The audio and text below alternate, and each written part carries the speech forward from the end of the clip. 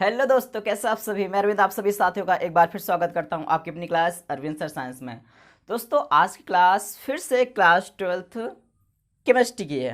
ठीक है, तो जो भी बच्चे प्रीवियस क्लास नहीं देखे हैं वो जाइए प्लेलिस्ट में क्लास को देखिए और फिर से इस क्लास को अटेंड कीजिए।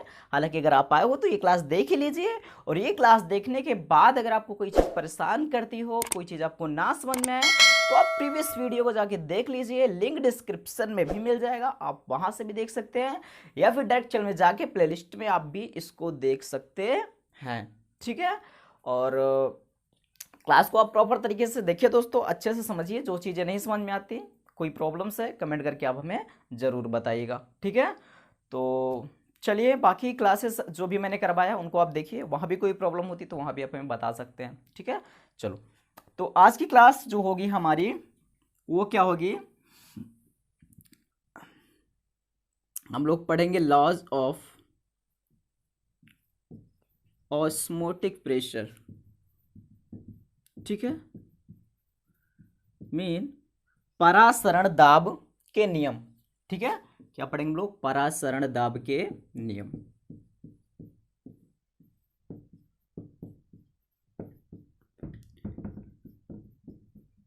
ठीक है, तो परासरण दाब संबंधी जो नियम है दोस्तों, वो हमें मिले हैं दो नियम। ठीक है, वो कितने नियम हैं, दो नियम हैं।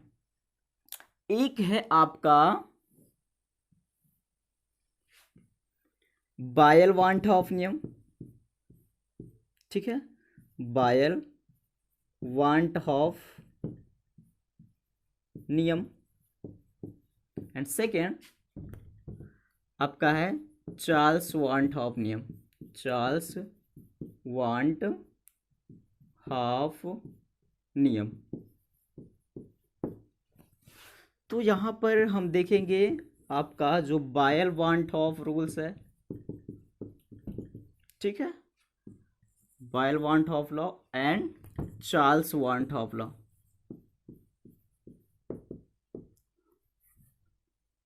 Charles want of law, clear बात है। तो हमें परासरण दाब के नियम में इन्हीं दो नियमों को भली भांति से इनकी स्टडी करनी है। ठीक है, चार्ल्स वांट ऑफ नियम को हमें अच्छे से सीखना है, और बायल वांट ऑफ के नियम को ओके। ठीक है, चार्ल्स वांट ऑफ एंड बायल इधर सॉरी मैं उल्टा बोल रहा हूँ, इधर आपका बायल वांट ऑफ नियम है, इधर आपका चार्ल्स वांट ऑफ नियम है। तो दोनों नियम जो है बहुत ज़्यादा इंपॉर्टेंट है आपके एग्जाम के पॉइंट ऑफ व्यू से। ठीक है, और इनको अच्छे से आपको समझ के भी चलना है। क्लियर बात है। चलो, तो आपने देखा कि ये दो नियम है परासरण दाब से रिलेटेड। तो सबसे पहले हम लोग देखेंगे, ठीक है, सबसे पहले हम लोग स्टडी करेंगे बायल वांट ऑफ नियम के बारे में। ठीक है,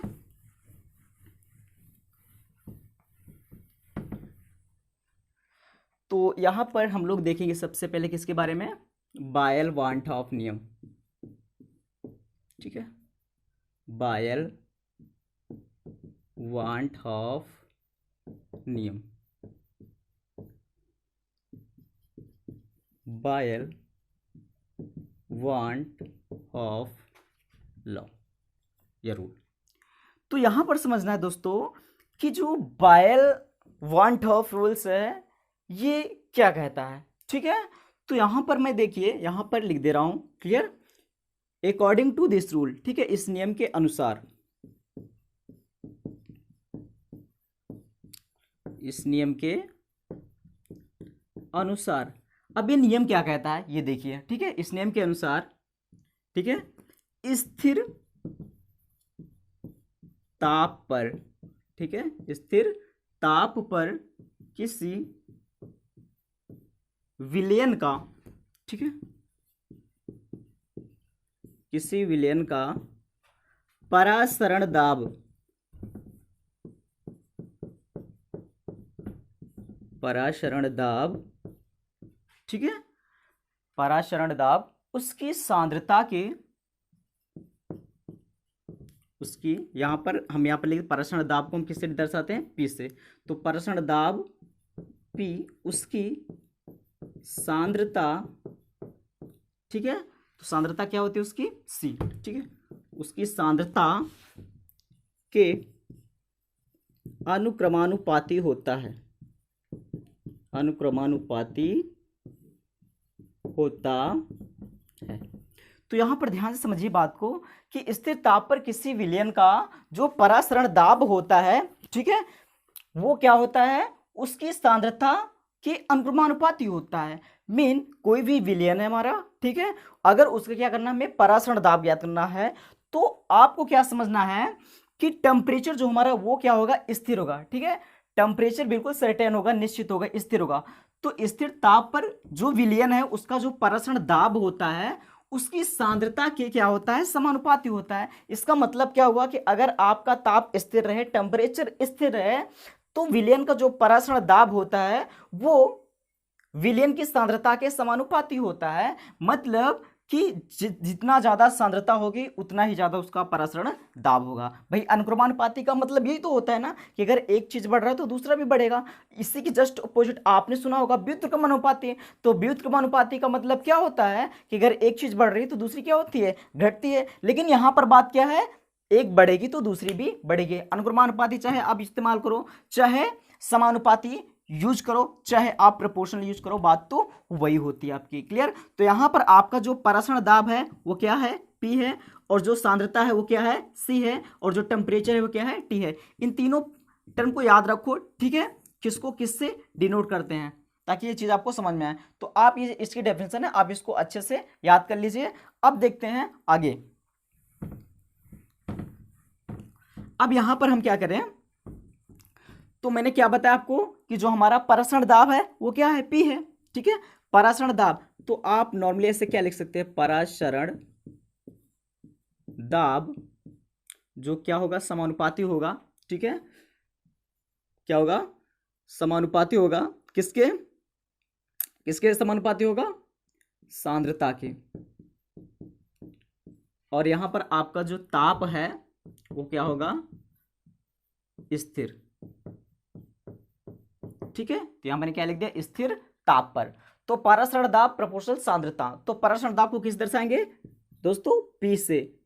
तो क्या हो जाएगा आपका P प्रोपोर्शनल, क्या हो जाएगा आपका C। हमने तो टेम्परेचर को क्या रख दिया है, T को मैंने क्या कर दिया है, बिल्कुल स्थिर कर दिया है। ताप क्या हमारा बिल्कुल स्थिर है, ताप ताप मतलब क्या, T, ठीक है। तो क्या हमारा बिल्कुल स्थिर है, स्थिर ताप। तो ताप हमारा क्या है, T, जो बिल्कुल क्या है, स्थिर है। क्लियर बात है। तो यहां पर आपको समझना है, तो P प्रोपोर्शनल C। अब देखो दोस्तों, एक चीज आपको यहां पर जानना पड़ेगा कि C मतलब सांद्रता बराबर होता है आपका क्या होता है, N/V। N/V ये कहां से है, थोड़ा सा ये चीज समझ लो आप। जो सांद्रता बराबर किसी चीज के में सांद्रता अगर निकालना है, ठीक है, सांद्रता जो होगी वो क्या होगी, विलेय के मोल, विलेय के मोल अपान विलयन का आयतन, विलयन का आयतन। और वो आयतन किस में होना चाहिए, लीटर में। किस में होना चाहिए, लीटर में। क्लियर बात है। तो अब यहां पर ध्यान से देखिए, सांद्रता को किसे डिनोट करेंगे, C से। विलेय के मोल मतलब मोल को किसे डिनोट करेंगे, N से। और आयतन को किसे डिनोट करेंगे, V से। क्लियर बात है। तो अब यहां पर देखो क्या हो जाएगा आपका P, यहां पर प्रोपोर्शनल हटाएंगे तो एक कांस्टेंट आ जाएगा KC। अब C की वैल्यू यहां पर क्या करेंगे, डायरेक्ट यहां पर रख देंगे। अब यहां पर दोस्तों अगर मैं मान लूं, ठीक है, अगर मैं बोलूं यदि विलेय की संख्या 1 मोल हो, ठीक है, यदि विलेय की संख्या 1 मोल हो, यदि या फिर विलेय 1 मोल हो, ठीक है, तो वही आप बोलोगे। तो यदि विलेय की संख्या 1 मोल हो, कितना हो, 1 मोल। तो विलेय की संख्या अगर 1 मोल होगा तो फिर क्या हो जाएगा, सिंपल सी बात है, यही होगा आपका। डायरेक्टली आप क्या करोगे, n बराबर आप क्या करोगे, n बराबर आप 1 रखोगे, तो आपका यहाँ पर क्या हो जाएगा, ओवरऑल। यहाँ पर ओवरऑल आपका क्या हो जाएगा, C इक्वल, यहाँ पर क्या हो जाएगा 1/V हो जाएगा। यही तो होगा ना। तो यहाँ पर मैं क्या करूँ, यहाँ पर मैं अगर रखूंगा C की वैल्यू, तो यहाँ पर क्या होगा, डायरेक्ट यहाँ पर मैं रख सकता हूँ। तो क्या हो जाएगा आपका P प्रोपोर्शनल 1/V। क्लियर बात है, ठीक है। आपको यहाँ से विजुअल हो रहा है ना, ठीक है, दिख रहा है। चलो यहाँ तक प्रॉपर दिख रहा है आपको। अब यहाँ से अब देखिए, यहाँ पर मैंने इस तरह इतना लिख दिया। अब देखिए यहाँ पर क्या हो जाएगा आपका, अब इसको हम क्या कर सकते हैं कि P, चलो इतना आप यहाँ पर देखो, इतना आपने देख लिया ना, यहाँ पर इतना आपने देखा। अब इसको मैं ऊपर लिख दे रहा हूँ, ठीक है, ताकि आपको प्रॉपर में दिखता रहे। चलो मैं इसको इरेज कर दे रहा हूँ। अब यहाँ पर देखिए आप, तो P प्रोपोर्शनल V, ये मैंने लिख दिया। तो अब यहाँ पर ध्यान से देखिए, अब यहाँ पर आपका कांस्टेंट बिल्कुल वही रहने वाला, तो आपका क्या हो जाएगा, P बराबर आपका K 1/V हो जाएगा। क्लियर बात है ना। उसके बाद फिर क्या हो जाएगा, आप इधर इसको लाएंगे तो क्या हो जाएगा, इधर मतलब भाग में इधर होगा क्या, मल्टीप्लाई हो जाएगा इसका, तो पी वी इक्वल क्या हो जाएगा, के क्या है आपका स्थिरांक है, के क्या है आपका स्थिरांक है। ठीक है, तो ये क्या आपका स्थिरांक है, ये तो मैंने आपको पहले ही बताया था। क्लियर बात है। तो आपका इस तरीके से फॉर्मूला बन गया। क्लियर। तो मतलब एक तरीके से आप ये बोल सकते हो कि परासरण दाब और आयतन का जो गुणनफल होता है वो क्या होता है, स्थिरांक के बराबर होता है। परासरण दाब और आयतन, ठीक है, विलयन का परासरण दाब और आयतन का जो गुणनफल होता है वो क्या होता है, स्थिरांक होता है। क्लियर। यहाँ से ये निष्कर्ष निकला। इतनी बातें आपको समझ में आई, तो आई होप ये सारी बातें आपको समझ में आ गई होंगी। अब आप जब पढ़ते हो तो डायरेक्टली चीज़ें लिख दी जाती हैं तो थोड़ा सा आपको समझने में प्रॉब्लम होती है। यहाँ से आप सारी चीज़ों को अच्छे से समझ सकते हो। ठीक है, क्लियर बात है, कोई प्रॉब्लम तो नहीं है ना। चलो अब आगे चलते हैं। क्लियर, समझ में आई बातें। तो ये रहा आपका किसका रूल्स, बायल-वांट-हॉफ। ठीक है, किसका है ये, बायल-वांट-हॉफ रूल्स है। अच्छे से याद रखना, ताकि जब मैं विलियन समीकरण करवाऊं, वांट-हॉफ विलियन समीकरण, वहां जब मैं डेरिवेशन करवाऊं तो इनका भी बड़ा जरूरी हो जाता है, आपको याद रहना। ठीक है, तो ये चीज आपको आनी चाहिए, तभी वहां पर आपको प्रॉपर में समझ में आएगा। तो आप इसको समझ लीजिए, आई थिंक समझ में आ भी गया होगा। चलो, तो मेरे प्यारे दोस्तों अब बात करते हैं हम चार्ल्स वांट-हॉफ की। ठीक है, किसकी बात करेंगे अब हम, चार्ल्स वांट-हॉफ नियम।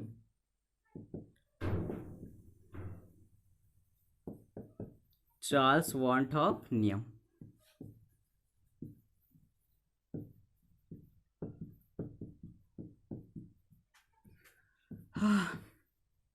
चलो, यहां पर जस्ट बातें हो जाती हैं बिल्कुल जस्ट अपोजिट हो जाती है एक दूसरे की। ठीक, बिल्कुल उल्टा। कैसे उल्टा हो जाते हैं, ये देखिए आप।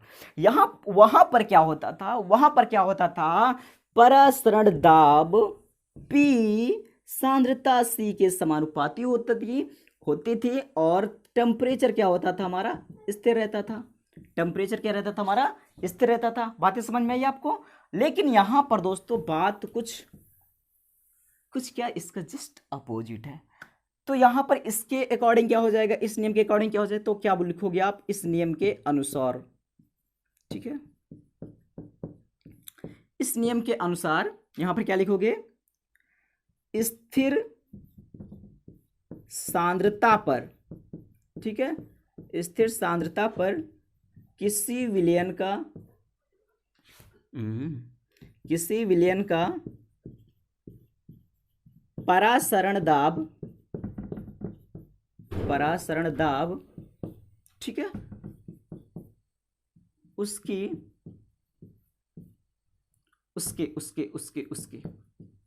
ठीक है, उसके क्या हो जाएगा, उसके परम ताप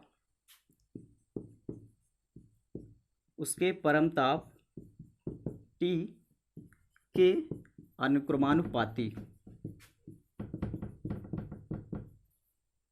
अनुक्रमानुपाती होता है। क्लियर है, विजिबल है ना। थोड़ा सा इंक डाल लेता हूं। ओके, चलो ठीक है। तो यहां पर आपको बातें समझ में आ गई कि जो विलयन का परासरण दाब होगा, ठीक है, परासरण दाब P होगा, वो किस पर डिपेंड करेगा, यहां पर सांद्रता पर, कि मतलब स्थिर सांद्रता पर विलयन का जो परासरण दाब है वो उसके परम ताप के क्या होगा, समानुपाती होगा। वहां पर क्या होता था, ताप स्थिर रहता था, सांद्रता के समानुपाती होता था। यहां पर क्या है, सांद्रता स्थिर है, ताप के समानुपाती है। इसका मतलब यहां पर क्या लिखेंगे हम, P प्रोपोर्शनल T, और यहां पर क्या लिख देंगे, स्थिर सांद्रता। क्या लिख देंगे, स्थिर सांद्रता। तो यहां पर आपकी सांद्रता हो गई। तो इसका मतलब यहां पर अब क्या हो जाएगा आपका P, अब यहां पर कांस्टेंट आ जाएगा K-T। ठीक है, क्या हो जाएगा, P K-T। अब यहां आपका क्या है, K- क्या है, एक अन्य स्थिरांक है। ठीक है, मतलब अन्य स्थिरांक मतलब ये भी क्या है आपका स्थिरांक ही है। ठीक है, ये भी क्या है आपका स्थिरांक। अब यहाँ पर अलग अलग मैंने क्यों लिया, जरा बात को समझो थोड़ा सा। अब यहाँ पर के भी ले सकते तो कोई प्रॉब्लम है नहीं, बट वहाँ पर के लिया मैंने तो इसलिए अलग अलग दिखाने के लिए के डैश मैंने कर दिया। यही बात है, ठीक है। आपकी इतनी आपको समझ में आई। तो ये रहा आपका ये प्यारा सा फॉर्मूला, क्लियर बात है। तो ये रहा आपका चार्ल्स वान टॉप नियम। तो आई थिंक आपको दोस्तों दोनों नियम प्रॉपर वे में समझ में आ गए होंगे, ठीक है। अगर कोई प्रॉब्लम है तो आप हमें बता सकते हैं, ठीक है। कोई दिक्कत है, कोई बात आपको परेशान कर रही है, जो कुछ ना समझ में आया हो, तो आप हमें कमेंट करके ज़रूर बताइएगा, ठीक है। बाकी आपके कोई क्वेश्चन कोई प्रॉब्लम है तो मैंने आपको बताया हमारा टेलीग्राम चैनल है, आप वहाँ पर जाके हमें अपने मतलब हमसे अपने सारे प्रश्न आप पूछ सकते हैं, ठीक है। मैंने बताया दोस्तों टेलीग्राम चैनल, ठीक है, उसका नाम क्या है। वहाँ पर आप क्या करोगे, चलो मैं इसको इरेज कर दे रहा हूँ, ठीक है। चलो लिंक मैं दे दूंगा, ठीक है, नीचे डिस्क्रिप्शन में लिंक आपको मिल जाएगा टेलीग्राम, ठीक है। टेलीग्राम का लिंक मिल जाएगा, वहाँ पर आप सर्च भी कर सकते हो अरविंद सर विदाउट स्पेस दिए 98, अरविंद सर 98, ये आप सर्च कीजिएगा, वहाँ पर आपको टेलीग्राम पर मिल जाएंगे। कोई क्वेश्चन आप डायरेक्टली वहाँ पर आप हमें मैसेज कर सकते हैं, ठीक है। इट्स वर्क एज व्हाट्सएप, ये बिल्कुल व्हाट्सएप की तरह आपका काम करेगा, ठीक है, बिल्कुल व्हाट्सएप की तरह काम करेगा। कोई प्रॉब्लम हो, बाकी आप हमें इंस्टाग्राम पे भी फॉलो कर सकते हैं, ट्विटर पे भी फॉलो कर सकते हैं और फेसबुक पर भी, ठीक है। तो ये सारी चीज़ें दोस्तों क्लियर। अगर आपका कोई डाउट है तो आप हमें, आपके लिए इतने सारे ऑप्शन हैं, ठीक है। बाकी और कोई दिक्कत होगी तो और भी आपको ऑप्शन देंगे, लेकिन इतने ऑप्शन बहुत हैं, ठीक है। तो चलिए दोस्तों, क्लास कैसी रही आप हमें ज़रूर बताइए, ठीक है। अगर अच्छी लगी हो क्लास तो लाइक कर दीजिए। हालांकि मैं सोच रहा था इसी में मैं वन टॉप विलियम समीकरण को भी करवा दूं, लेकिन फिर मैंने सोचा चलो अलग से उसको ले लेते हैं, ठीक है, अलग से उसको करवा देंगे, बाकी ज़्यादा टाइम लगता नहीं। और फिर भी कोई बात नहीं, चलो उसको नेक्स्ट वीडियो हम लोग देख लेंगे, ठीक है। क्लास अच्छी लगी हो तो लाइक करना, और पहली बार अगर चैनल पे आए हो तो पढ़ाई करना है तो फिर चैनल को सब्सक्राइब कर लो, ठीक है। बाकी अगर आप मेरी आपसे रिक्वेस्ट है, अगर आप कोई गार्जियन देख रहे हैं या फिर कोई एल्डर्स अपने घर में हैं, आप कोई भी हैं, अगर आप बड़े हैं, ठीक है, अगर आपके घर में पढ़ने वाले हैं तो प्लीज़ आप रिक्वेस्ट है कि आप उन बच्चों को बताइए, एक बार ज़रूर हमारी और उनसे मुलाकात करवाइए, बच्चों को दिखाइए, उनसे अवगत करवाइए, क्योंकि वैसे भी आपको पता है कि लॉकडाउन का टाइम चल रहा है, तो ऐसे में बच्चे कहीं स्कूल तो जा नहीं पाएंगे, कोचिंग क्लास भी ऑफलाइन भी नहीं ज्वाइन कर पाएंगे, तो अगर पढ़ना है तो उन्हें सिर्फ एकमात्र जरिया उनके पास ऑनलाइन है, ठीक है। तो मेरे बड़े भाइयों, अगर आप में से कोई भी देख रहा है, बाकी जो स्टूडेंट देख रहे हैं, उनसे सबसे मेरी रिक्वेस्ट है कि आप जितना हो सके उतना बच्चों को बताइए, इस क्लास को आप शेयर कीजिए, ठीक है, ताकि इस लॉकडाउन में वो भी अपनी पढ़ाई को कर सके। बाकी पढ़ाने वाले तो बहुत ऐसी कोई बात है नहीं, लेकिन बस यही है कि एक बार उनसे मेरी मुलाकात करवाइए, शायद उनको मैं अच्छे से समझ पाऊँ या फिर मुझे अच्छे समझ पाएँ, ठीक है। चलिए दोस्तों, क्लास कैसी रही कमेंट में ज़रूर बताना। मिलते हैं अगली क्लास में, तब तक के लिए bye bye, take care, thank you.